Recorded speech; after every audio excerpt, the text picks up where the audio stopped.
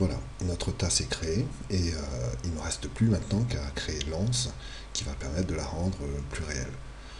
On peut vérifier que les faces ont été créées afin de nous permettre de créer l'anse en appuyant sur la touche Tab.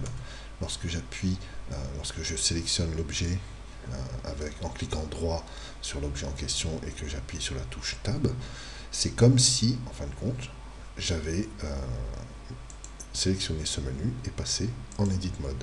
Lorsque je rappuie sur la touche Tab, je reviens en Object Mode.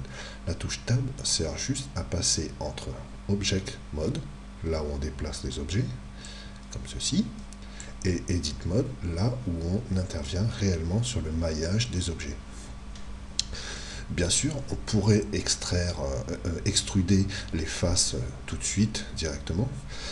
Toutefois, dans la sélection des faces que j'ai faites, j'ai pris des faces au hasard. Par exemple, j'aurais pu prendre cette face-là et cette face-là, pardon, cette face-ci, à extruder.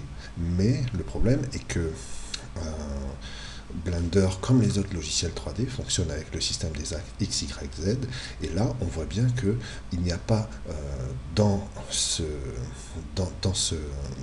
ces trois axes un axe qui est réellement perpendiculaire aux faces que je veux extruder. Ce qui fait que lorsque je vais extruder, mon extrusion va se passer d'une façon pas très correcte. Pour corriger ça, ce qu'on va faire, c'est qu'on va déplacer l'objet à un point bien précis de la scène, qui est le centre de la scène, et ensuite sélectionner les bonnes faces, soit selon l'axe des X en rouge, soit selon l'axe des Y.